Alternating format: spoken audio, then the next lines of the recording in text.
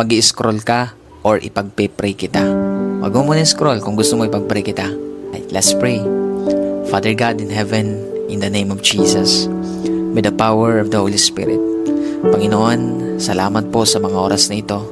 Nabuhay pa rin kami kasama po na aking kapatid na nasa kabilang screen. Lord, hindi po aksidente na pinili niya na manalangin, Panginoon, kasama ko, Lord God, sa mga sandaling ito. Hindi siya nag-scroll, Panginoon. Lord God, hindi po aksidente na pinapakinggan niya ngayon, Panginoon, ang panalangin ito. Kaya dalangin ko, Panginoon, anuman yung mga bagay na tinatago ng taong ito, ng mga nararamdaman niya, Panginoon, God, mga kabigatan na yan, na sinasarili niya, Panginoon. Tulungan niyo po siya, Lord.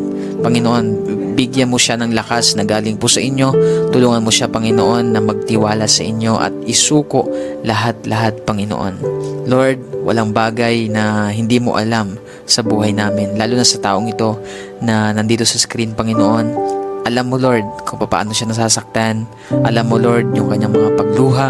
Alam mo, Panginoon, yung kanya pong karamdaman. Alam mo yung kanyang suffering, Panginoon. Lahat yan ay nalalaman mo, Panginoon. Kaya naman, Lord, tulungan mo siya ngayon, Lord God, na i-lay down ito sa inyo, Panginoon. Dahil the moment, Lord, na isuko niya ito sa inyo, doon niya mararamdaman yung kaginhawaan, yung kapayapaan, yung kalakasan, kagalakan sa kanyang puso, Panginoon. Kaya I pray right now, Lord, hayaan mo ibuhos mo ngayon ang kapayapaan na hinahanap niya, Panginoon. Hindi niya yan makikita, Lord, sa ibang bagay, kundi makikita lamang niya ito sa inyong presensya. Kaya lukuban mo siya, Panginoon, ng inyong presensya sa mga oras na ito. Dalangin ko po, Lord, na maramdaman niya ang pagyakap mo na napakahigpit, Panginoon.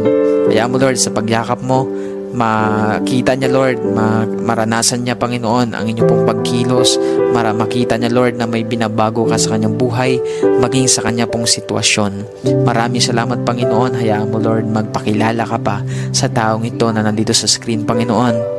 Alam ko po, Lord, na lahat ng nangyayari sa kanyang buhay ay mayroon kang purpose, Panginoon. Lahat yan, pagkatapos niyan, Lord, mayroon kang itinuturo sa kanya, mayroon kang mga bagay na nais ipaunawa sa taong ito, Panginoon. Kaya dalangin ko, Lord, na makita niya yun, Lord, yung purpose mo. Hindi niya isipin, hindi niya tingnan, Lord, na yan ay pabigat sa kanya, Lord, parusa sa kanya, kundi, Lord, mayroon kang bagay na gustong ipakita sa kanya.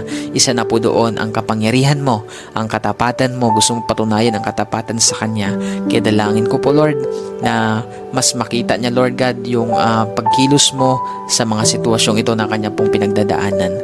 Maraming salamat, Lord. Pinagkakatiwala ko po siya sa inyo. In Jesus' name, Amen and Amen. So ayan, kapatid, ipagkatiwala mo yan sa Panginoon lahat. May purpose si Lord kung bakit ka nandyan.